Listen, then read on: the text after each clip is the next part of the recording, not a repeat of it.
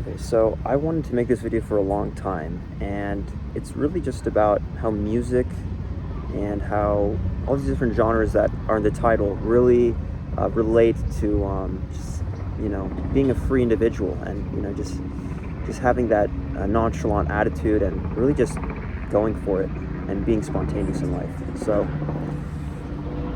jazz, blues, and rock are all based in improvisation. So that means that when they're playing solos, when they're playing licks, when the band is jamming together, the whole group is just improvising. It's basically rooted in the idea that the improvisation is the key to everything, and without it, then it's not going to really make the genre sound like they do. Like jazz, and all of the craziness of the solos sometimes with like Coleman Hawkins, or kind of like the newer stuff. It wouldn't sound the same without just the wild, like, kind of spontaneous phrasing and solos that happen because of improvisation. And same with the drumming and even the singing with like Billie Holiday, a lot of these people. And I think the biggest thing to take away here is that everyone improvises their solos in all these genres, and not just in jazz with like Miles Davis and Coleman Hawkins that I talked about, but even in rock with like Kurt Cobain of Nirvana, or like Paramore even. I think Paramore might be a bad example, but definitely Led Zeppelin, all the guys in the 70s, Eric Clapton, Journey and Neil Schon, who's the guitarist of Journey. All these great bands, the grunge guys, even the guys now. I think of like this world music group called Krung Bean, which is from Houston. It's very hard to pronounce name. And what they do basically is just what everyone else in all these genres do. They just improvise, they're just going for it in the moment. And sure, some of them wrote the solos beforehand, like with Paramore, which is why they're a bad example, but for the most part, all of these solos are just improvised, and that's how these genres work. You play a main like theme, like a melody, and then you just improvise a solo over it, and it's really just the idea that the genres are rooted in attitude, they're rooted in emotion. The reason that improvisation is so important to blues and jazz and rock, and the fact that you can get booed so incessantly for having a scripted solo at a jazz gig is because these genres are all rooted in that attitude, just like going for it, not caring what people think, and just really expressing yourself truly. And that's what improvisation does. It allows you to be spontaneous. And so the fact that it's rooted in attitude means a lot. It kind of is related to the idea that if you mess up a solo or if you're sloppy, then it's the end of the world. But it's not, because as long as you capture that attitude, that emotion, because let's face it, jazz and rock, they're rooted in blues, and blues is all about emotion. I mean, it's the blues. They say that you're blue. I'm wearing something blue. That's funny, but they say that you're blue. You're going through like a hard time or whatever. But it's just it's the idea that they're rooted in the emotion, they're rooted in blues, and because of that, they have to capture it through the music. If they don't, and even regardless of it being like related to blues, if they don't, then it's just gonna sound bad because there's no feeling. Music is about emotion, and so emotion is captured in that attitude in the music. It's about improvising. It's about capturing that attitude through the improvisation, and you have to be spontaneous to do that. You can't script a solo. You just have to improvise it in the moment. Like, all right, let's go. And so we can learn from like, solos in Kind of Blue by Miles Davis, or Love Supreme by Coltrane, or, a live Kurt Cobain solo, or even a Muddy Waters gig in Chicago in the 70s. What we can learn from all these sources of music is that the attitude is the most important thing. It's not the note selection. It's not really, the musical content. It's just the feeling that you create in the music through the solo, and it has to be spontaneous to do that. Remember, it has to be spontaneous, and when it is, that attitude is going to be there, that rock attitude, that I'm just going for I don't care what you think attitude. It's going to be there, and that's the most important in music. I'm gonna pull up an example actually to illustrate this with Jimmy Page of Led Zeppelin, who's like my favorite guitarist ever, and he has a solo from Since I've Been Loving You, live at Madison Square Garden in 1973. And this solo is pretty sloppy, but it's one of the greatest sounding things I've ever heard in my life, and that's what I know. And even though it's sloppy, it comes from the attitude, so I'm gonna play it right now.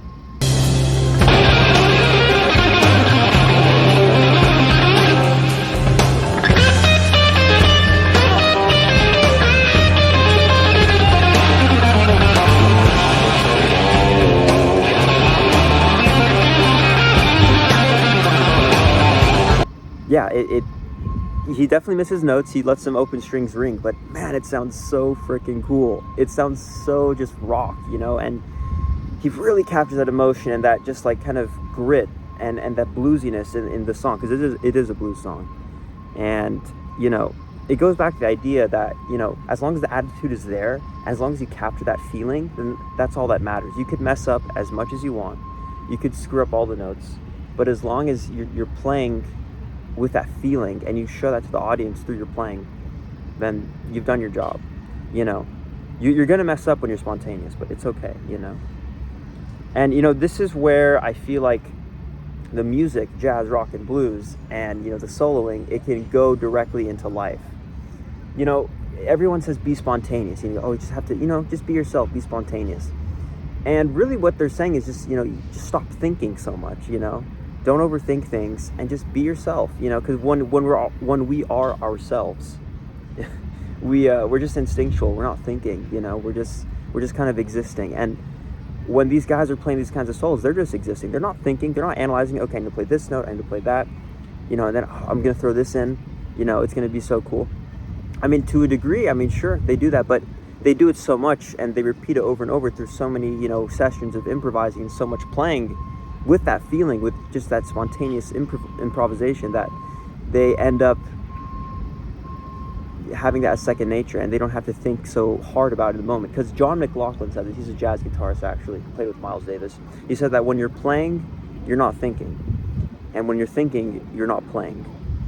So right there, the whole essence of this video is captured. You just have to be spontaneous, just go for it, and then you'll truly play. You'll truly sound good.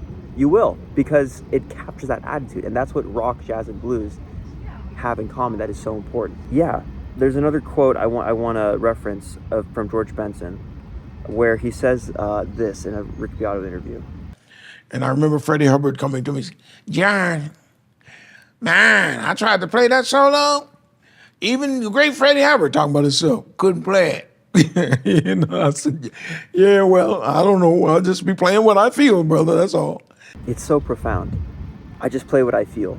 It's so simple, yet it's so sophisticated. That's what's so amazing about it, you know? And he really captures that essence of these genres that is so, so important to have. And I feel like without it, you know, you're just gonna kind of bore the audience, you know? It's gonna sound like a scripted solo.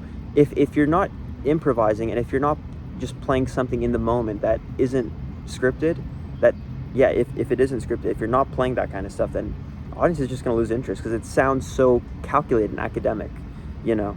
So I actually want to show you guys a solo from Jimmy Page's performance with the Black Crowes. An incredible concert. Like, I'm so grateful that they released it. It's coming out in March, actually. Like, it is March, what am I saying? It's coming out like on March 30th, I believe. So basically he collabed with the Black Crowes and did this incredible concert at the Greek Theater in LA. And he played a bunch of solos, all the Zeppelin songs, the Black Crowes stuff as well. And there's this one song, the Lemon song, that he soloed on with the Black Crowes main guitarist. And you know, this instance is a really great example of feeling and just being spontaneous and improvising versus playing academically, playing formulaically, you know, thinking and just contriving it, you know. And I'm gonna show you Page's solo, and then I'm gonna show you the Black Crowes guitarist solo, and I want you to really hear the difference.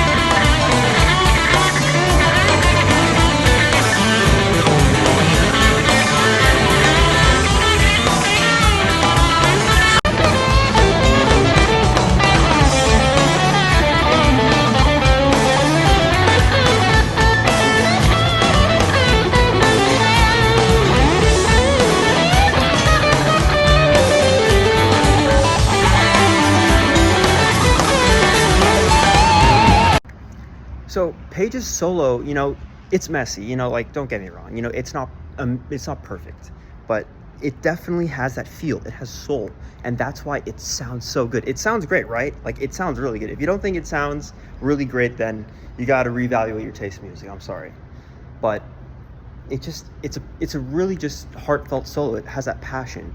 And then when you listen to the Black Crowes guitarist solo, it's very academic, right? Like the licks and the playing, they're so like they're so expected in a way, right? Like, okay, yeah, like you've heard those licks a bunch of times, right? Like, okay, yeah, he's gonna play this, he's gonna play that, and it sounds very, everything falls into place so nicely, and it's so polished, and there's nothing wrong with that, but it's just that Page's solo there, like, it's a perfect example of how when you improvise and you're just feeling, even though you might mess up, even though you're not playing all the right notes, it still has that attitude, has that soul, and that's what makes it sound great. So whenever we're like performing anything, whenever you're doing a dance routine or you're improvising a jazz solo, improvising a drum solo, you really have to stay true to that art of improvisation and just the attitude, because even though you're not playing formulaically, you're not you might not be playing the right notes, it's still going to sound great nevertheless, because you have that soul, you have that attitude. And so what I'm really trying to get at is that I was thinking like a Stravinsky concerto, like, of course in classical music you couldn't really do this stuff. You can't. If you do, you're going to get kicked out of the orchestra. Like, you have to play each note perfectly, exactly the way the composer envisioned it to be played, the piece that is. And if you strive, like, deviate from that, then it's going to be really rebellious and it's not going to sound good. So, many art forms this is applicable to, but it's really just jazz, rock, and blues. And, everything that's derived from blues, because blues is purely improvisational, because blues is all about soul. That's all it's about. If you don't have soul while you're playing your licks, while you're playing your solos, the rhythm parts, it's not going to sound good, And it was kind of the same situation with the Black Crowes guitarist. He was playing all those blues licks like crazy, but his execution was amazing. But again, the soul wasn't there, because it wasn't that true spontaneous improvisation. That's why the attitude was missing. So even though something relies on formula and overthinking and just calculating, sometimes it's really just best to just fall back on the instinctual side of it and just go for it and don't even think. And of course, easier said than done. So just stop doubting yourself in any artistic endeavor that can have room for improvisation. Just go for it.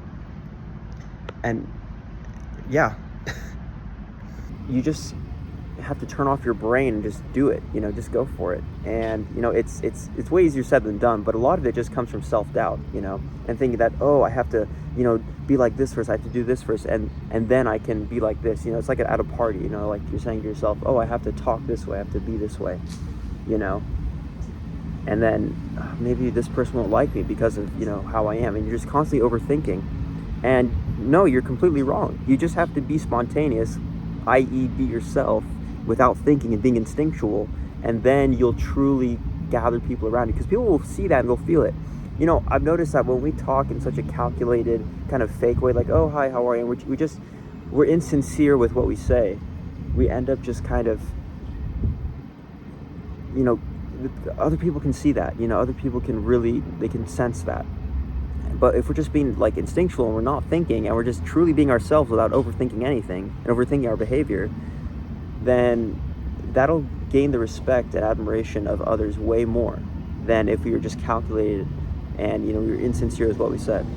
So yeah, just be spontaneous. Even though you have so much self-doubt, just kind of be yourself and stop thinking, because when you're thinking, you're not playing. And that type of playing can be said in can be said to be true in all of life. Yeah, play what you feel and you'll sound good. Just don't overthink it. Don't have so much self-doubt. Just remember that if you are just yourself and you're unapologetic in your approach, you're going to have that quote-unquote attitude, and that's going to be apparent in your conversations and at parties, telling your boss about a certain project, recommending something to someone, in a sale at your retail job, whatever, talking with your parents, at the dinner with the in-laws. If you just are spontaneous and you just go for it with what you're saying, and you're just instinctual, and you're not trying to overthink everything and trying to be a people pleaser, then you'll really just excel, and people will respect you for that. Trust me, they will. Just like they've respected Miles and Jimmy Page and Coltrane and Kurt Cobain for having some of the sloppy solos, actually. I mean, the Jimmy Page solo I just showed you, think of Kurt Cobain live at, I think it was the Reading Festival, or Reading Festival, in like 93. He was pretty sloppy, honestly, in a lot of his solos. Like, I'm thinking of like Smells Like Teen Spirit, maybe Lithium. And no one really cares because he captured that attitude. And so you just need to capture that attitude in your daily life with your conversations. Just be spontaneous. And yeah, that's about it.